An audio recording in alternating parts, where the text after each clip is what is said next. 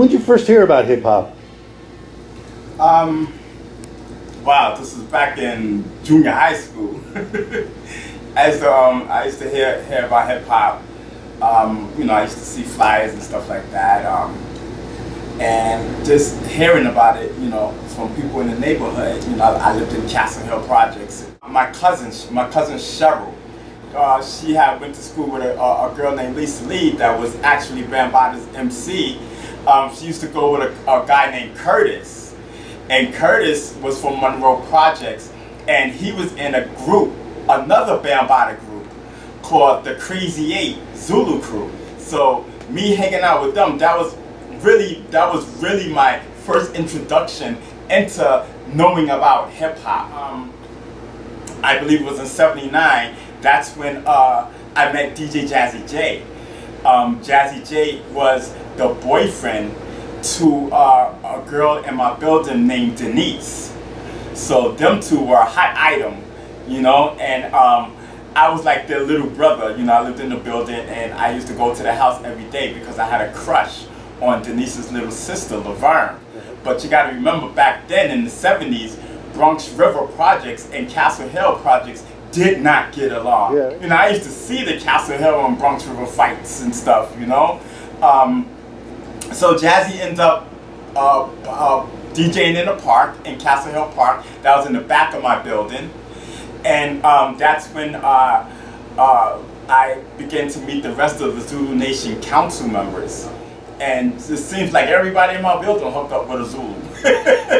I liked it, the Zulu Nation, and me being at that time, you know, like I said, my sister's boyfriend, he was the youngest, and then when I came on the scene, then I was the youngest of the Zulu Nation Council. I wasn't on the council, but I was the youngest member hanging out with the Zulu Nation Council. It was cool, you know, because I had instant clout, instant street clout. It was, the Zulu Nation was like one of the biggest things. I remember them, oh gosh, having wars, and I believe it was with the Guards, and it was another group, the Ball Busters. The Zulus are coming, and you know, I remember that stuff. But you know, they never wanted that for me, so I never was a part of maybe the planning of going into other blocks and beating them up. Bam used to come and pick me up from Castle Hill.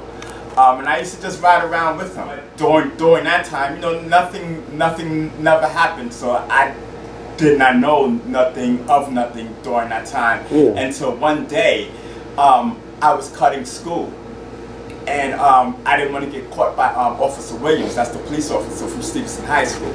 I remember calling Bam, and I remember him paying for the cab. This when he lived uptown. So I remember Bam meeting me downstairs, because that was the first time I went to Bam's house. And we went upstairs, and it was another guy there. And it looked like, in the living room, and it looked like they were DJing or something, like before I got there, because it was records everywhere. Right. And the music was on. And I remember another guy coming out, I believe he was in the bedroom. But then Bam told me that I can go into his bedroom, you know, to watch TV. So I remember when I was in the bedroom, I remember a photo book being on the bed. And when I looked in the photo book, I seen people that I knew. And they were holding their dicks and all that different type of stuff in the book.